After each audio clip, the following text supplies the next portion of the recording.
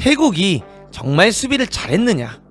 저는 아니라고 생각합니다. 태국이 뭐 전술 준비를 잘해왔다라고 하는데 그렇게까지 단단한 5백, 4백도 아니었어요, 여러분들. 왜 자꾸 이거를 태국전이 어려웠다가 아니라 그냥 이제는 말해야 될 것 같아요. 우리나라가 그렇게 못해요, 여러분들. 그냥 솔직히 말씀드리면 이거는 선수들도 문제가 있는 부분이다라고 저는 생각을 합니다.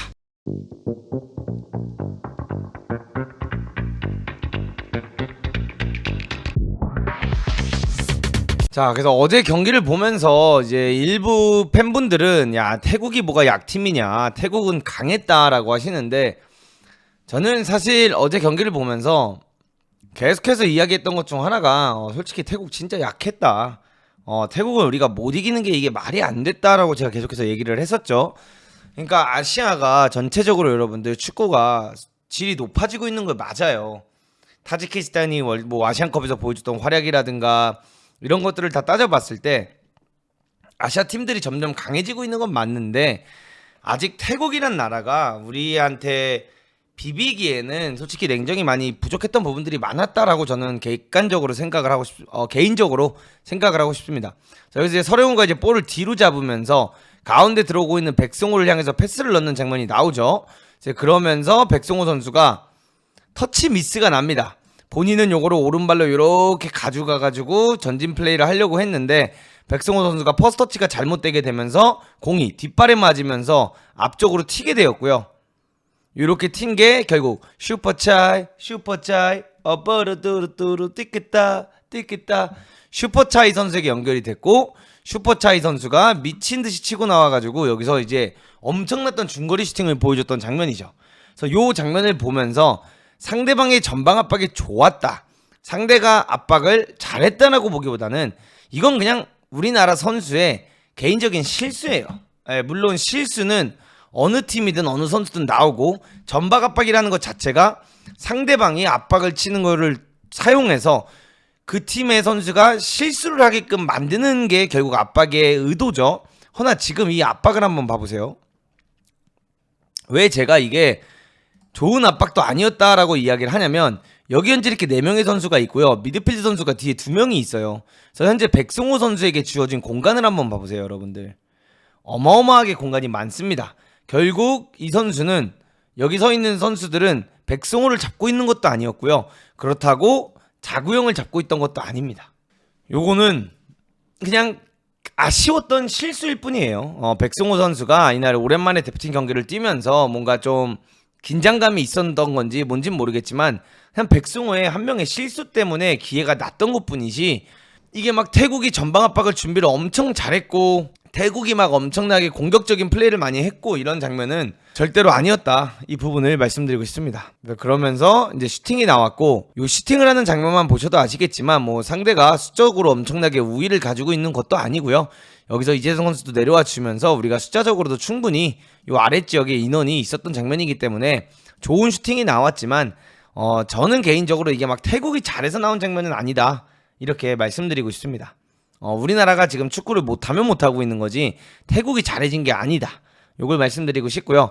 여기서 이제 김진수 선수의 코너킥이 있었죠. 그러면서 대한민국 선수들 보시면 아시겠지만 전체다가 약간 니어포스트랑 가운데 쪽으로 뛰어들어가면서 상대들을 끌어주는 장면을 만들어냈고, 요렇게 상대를 끌어들인 다음에 이재성 선수에게 길게 패스를 해준 걸 이재성 선수가 여기서 이제 바로 그냥 발리킥으로 때려서 득점을 가져가려고 했던 좀 준비됐던 세트피스 장면이 나왔죠. 그래서 요 장면은 굉장히 인상적인 세트피스다 라고 볼 수 있을 것 같고, 이재성 선수도 굉장히 사실 잘 맞췄던 장면이죠. 그래서 요걸 이렇게 잘 맞췄을 때 이게 사실상 골키퍼가 막긴 막았을 거라고 저는 생각을 합니다. 충분히 골키퍼가 막고 이거를 선방을 할 수 있었을 거다라고 생각은 하지만, 그래도 굉장히 어려운 테크닉인데 이재성 선수가 좀 좋은 슈팅을 했다, 좀 이렇게 보는 게 맞는 것 같습니다. 그리고 어제 이제 좋았던 것 중 하나도 보면 주민규 선수가 이제 전방에서 뛰다 보니까 전방 압박을 굉장히 잘해줬죠. 어제 오랜만도 아니죠, 이제 처음으로 대표팀 옷을 입고 주전으로 나오다 보니까 주민규 선수의 엄청난 에너지를 느낄 수 있었고, 주민규 선수가 혼자서 미친듯이 뛰어주면서 굉장히 상대방이 한쪽으로밖에 갈 수 없는 상황을 만들면서 압박을 성공하고 골키퍼가 왼발로 길게 차는 장면이 나왔습니다. 그래서 이렇게 길게 차는 걸 통해서 세컨볼을 가져가는 대한민국이었고, 요 세컨볼을 통해서 우리가 빠르게 이제 공격을 가져갔던 장면이 나오는데요. 자구형에게 연결이 되면서 자구형이 안으로 이제 들고 들어와서 공간을 파주는 장면이 나왔고, 여기서 황인범 선수가 슈팅을 때리는 장면에서 주민규 선수가 뛰어들어가고 있는 장면을 우리가 이제 볼 수 있습니다. 그래서 슈팅이 잘 나왔고, 이게 리바운드가 됐는데 주민규 선수가 이제 뛰어들어가다가 아쉽게도 이게 조금 왼쪽으로 가면서 왼발로 딱 슈팅을 때리려고 했는데, 요게 이제 빗맞으면서 주민규 선수가 어떻게 보면 데뷔전 첫 골을 넣을 뻔했다. 요 장면인데, 요 장면을 보면서도 우리가 느낄 수 있는 것 중 하나가 참 본능적인 스트라이커라는 게, 처음에는 선수들이 이렇게 안으로 들고 오면서 장면을 만들 때는 등딱을 딱 해주다가 슈팅 타이밍이 되니까 골대 안으로 세대서 들어가는 움직임, 그러니까 요런 것들이 이제 공격수들이 해야 되는 부분들이죠. 그렇기 때문에 주민규 선수가 어제 전체적으로 경기력도 좋았고, 요런 골에 대한 욕심이라든가 요런 섀도우해주는 플레이도 굉장히 좋았다. 득점이 나지 않았던 부분은 아쉬웠지만 주민규의 플레이 자체는 굉장히 좋았다. 이 부분을 말씀드리고 싶습니다. 좀 아쉬웠죠 이거. 뒤에서부터 이제 후방 빌드업이 되면서 패스가 가운데 사이로 이어지게 되었고, 여기서 빠르게 상대의 공간 보세요. 공간이 굉장히 넓죠 여러분들. 절대로 태국이 어제 엄청나게 잘하지 않았습니다. 굉장히 패스가 잘 이어지면서 또다시 손흥민 선수에게까지 이어졌고, 손흥민 선수가 안으로 쭉 파고 들어가면서 하프 스페이스를 파고 있는 선수들이 계속해서 나왔어요. 그러면서 이 공간들을 넘어가면서 스루 패스가 이어지고, 여기서 크로스가 똑같이 올라오면서 이제 주민규 선수가 이거를 등딱해주는 장면. 그러니까 내가 어차피 이 공을 건드리지 못하는 한이 있더라도 뭡니까? 내가 이 공을 보호해주면서 최대한 우리 선수들이 뛰어들어오면서 무슨 플레이를 할 수 있게끔 만드는 시간을 벌어주는 플레이인 거죠. 그러니까 이런 걸 보면서 이제 스크린 플레이다. 어떻게 보면 우리나라 대표팀에서 공격수 자원보다는 이선 자원들이 좋기 때문에 이렇게 공격수가 버텨주는 역할이 굉장히 중요했는데, 어제 이제 주민규 선수는 이런 부분에서 굉장히 좋은 모습을 보여줬다. 그리고 이제 여기서는 이제 등딱을 딱 해주고 공이 들어왔을 때 본인이 퍼스트 터치를 해놓고 뛰어들어오는 손흥민에게 이렇게 내줘가지고 손흥민 선수가 이제 슈팅을 할 수 있게 만들어주려고 했는데, 아무래도 몸싸움을 세게 하고 있으면서 이걸 리턴을 내려다 보니까 미스가 나면서 아쉽게도 어시스트로 이어지진 않았다. 근데 주민규 선수가 그런 등딱적인 부분에 있어서 어제 태국을 상대로 굉장히 잘해줬고, 최근 대표팀에서 우리가 보고 싶었지만 못 보던 플레이 중 하나이지 않을까. 이번에도 김진수의 또다시 코너킥이 올라오는 장면이 나왔고요. 여기서 뒤로 쭉 볼이 흐르게 됐고, 이렇게 이제 흐른 볼을 다시 대한민국 대표팀이 공을 플레이를 가져가는 장면이 나오죠. 그러면서 이렇게 사이드에 연결됐을 때 굉장히 좋은 패스가 나옵니다. 싹 이렇게 롤링아웃하고 뒤로 뛰어들고 있을 때 칩샷 패스가 나왔고, 가운데서 완벽하게 이제 돌아서는 장면이 나오면서 여기서 어떤 플레이가 나오냐, 이재성의 얼리 크로스가 나오고 뛰어들어가는 주민규가 요거를 득점을 하러 들어가던 장면 나왔습니다. 근데 이런 부분에서 조금은 아쉬운 건, 조금 더 우리가 좀 섀도우해주는 선수들이 많으면 어떨까. 그래서 4명 정도는 섀도우를 해주고 2명 정도가 요 박스 근처까지 와서 세컨볼을 따는 요런 뭔가 준비가 되어 있어야 되는데, 아직까지도 너무 적극적으로 골대 안을 타격하려고 들어가는 선수가 대표팀에는 좀 적다. 우리나라 대표팀이 득점이 많이 일어나지 않는 이유 중 하나다 라고 좀 볼 수 있는 것 같습니다. 네, 여기서 이제 주민규 선수의 움직임을 칭찬할 수 있는 게 어떤 부분이 있냐라는 것은 바로 이런 거죠. 제가 이거 아시안컵 내내 이야기했던 장면 중 하나죠. 이렇게 뛰어 들어가면서 크로스를 올려야 되는 장면 때 자꾸만 뒤로 돌아 들어가는 게 아니라, 가장 공과 가까운 선수는 어떻게 하냐, 센터백 둘 사이로 띄워주던가 센터백을 가로질러 띄워주면서 요 잘라먹기를 해줘야지만 뒤에서 뛰어들어오는 선수들에게도 공간이 생긴다, 요 이야기를 했는데, 이거를 주민규 선수가 어제 굉장히 잘해줬다, 이걸 말씀드리고 있습니다. 자, 그래서 뛰어들어가면서 크로스가 올라온 거에서 아쉽게도 득점이 이어지지 않았던 장면. 근데 이재성 선수가 어제 활약이 굉장히 좋았죠. 이재성, 주민규 이 두 명의 선수가 어떻게 보면은 공미랑 공격수로 나왔는데, 의외로 이 둘의 조합이 저는 굉장히 좋았다라고 생각을 해요. 둘이 굉장히 잘 뛰면서 주민규가 지켜주고, 왼쪽에서는 이재성 선수가 나갈 때도 있고 공미 자원으로 오면서 플레이를 가져갈 때도 있고, 요 둘의 플레이가 너무나도 좋았다. 근데 요 두 명이 다 교체 아웃 됐다는 게 너무나도 아쉬웠던 부분이지 않을까. 요 장면에서도 보시면 여러분들, 김민재 선수가 이렇게 이제 공을 가지고 있는 장면이 나오죠. 김민재가 딱 공을 가지고 있을 때 보세요. 주민규 선수는 애초에 이렇게 팔을 딱 갖다 대면서 상대 수비수를 견제하고 있는 장면이 나옵니다. 그러면서 지금 손흥민 선수가 어느새 왼쪽에서 이렇게 쭉 들어와서 공미 자리에 와 있는 걸 볼 수가 있고요. 김민재 선수가 패스를 기가 막히게 넣어줬고, 요거를 이제 한 번에 돌려치는 장면이 나옵니다.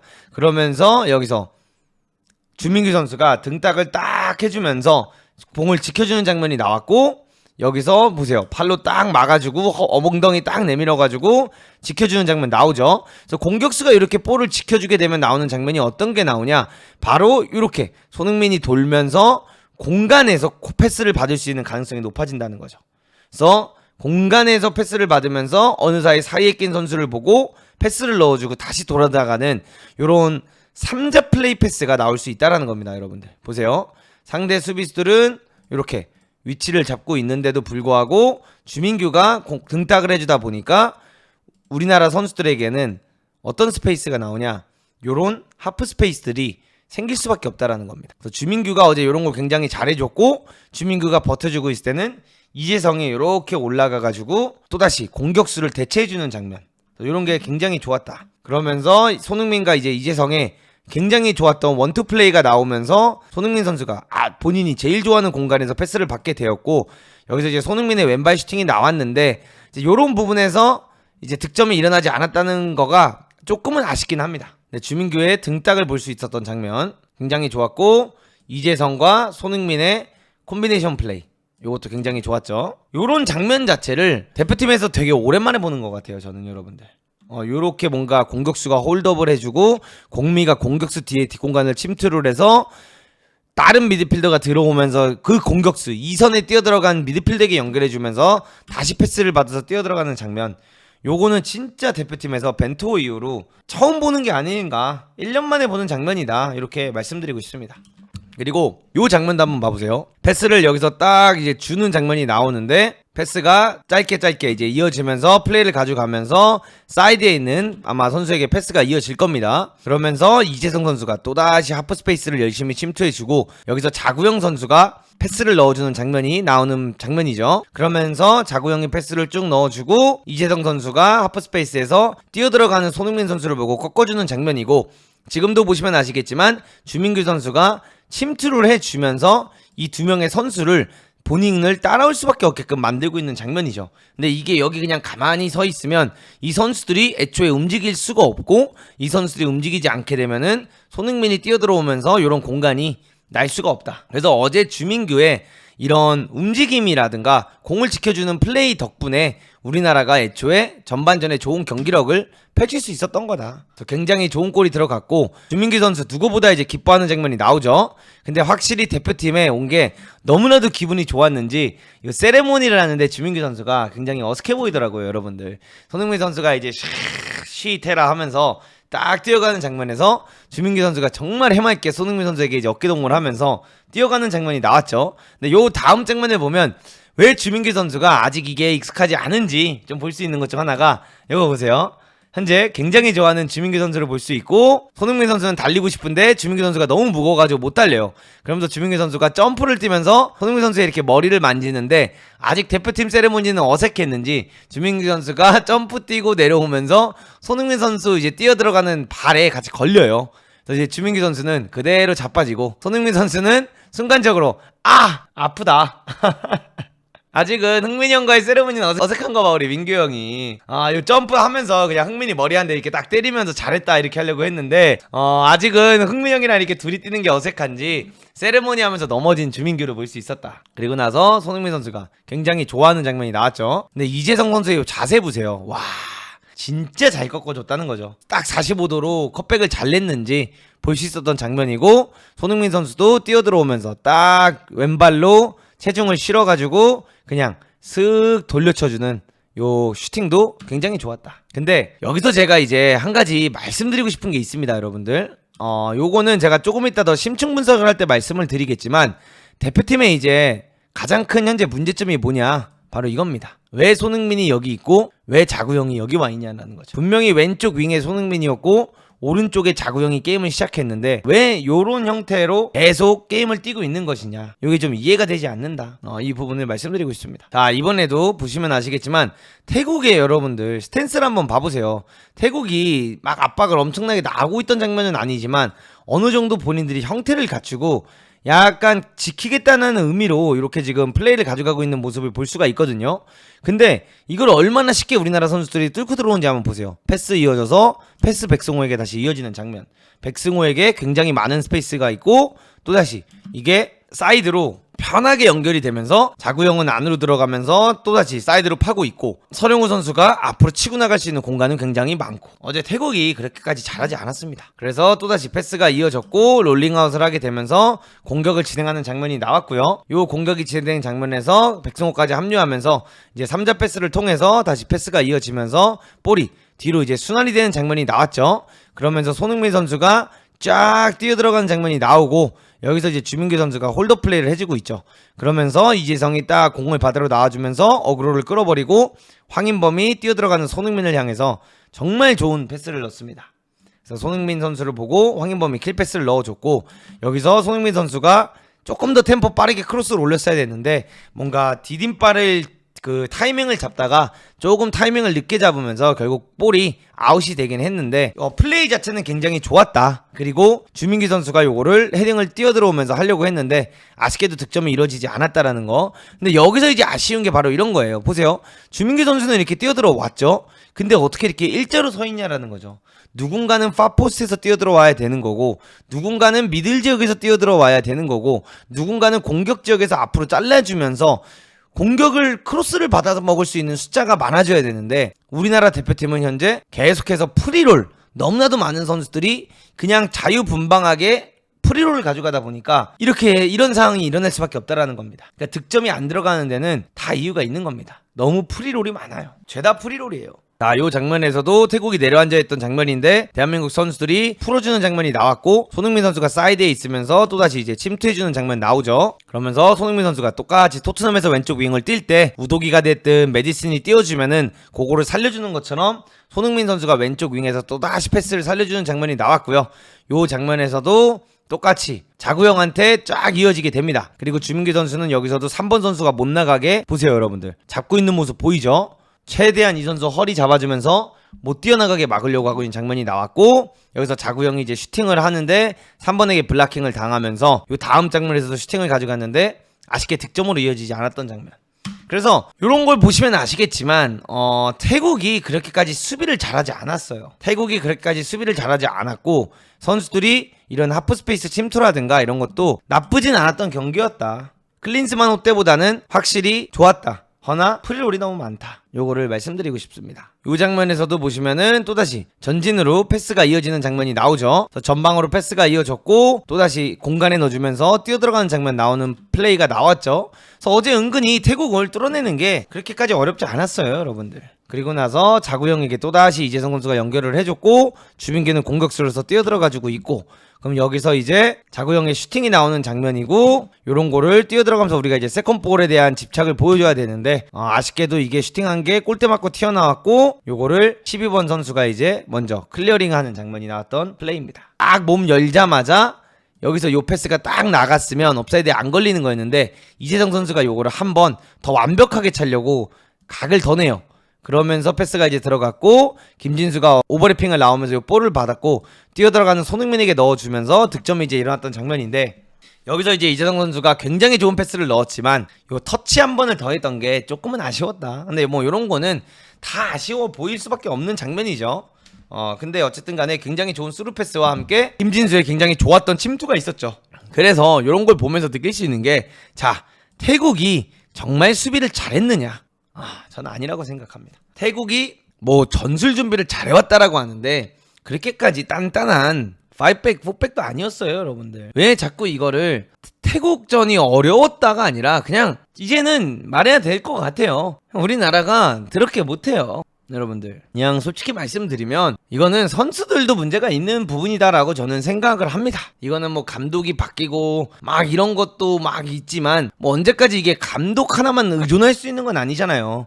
이게 벤투호 때는 감독 때문에 우리가 뭐 좋은 빌드업을 했어. 그 벤투호한테 배우고 나서 클린스만이 들어왔을 때 자유를 줬는데 그 자유 안에서도 우리가 좋은 장면을 더 많이 만들었어야 되는 거고, 뭐 그렇다고 클린스만이 뭐 엄청나게 뭐 집요하게 지시하는 사람도 아니기 때문에 순수 우리나라 선수들의 개인 능력치로 지금 뛰고 있는 거거든요. 그렇기 때문에 이 선수들도 솔직히 조금은 진짜 정신을 차려야 될 때가 된 것 같긴 하다. 요거를 저는 말씀드리고 싶습니다.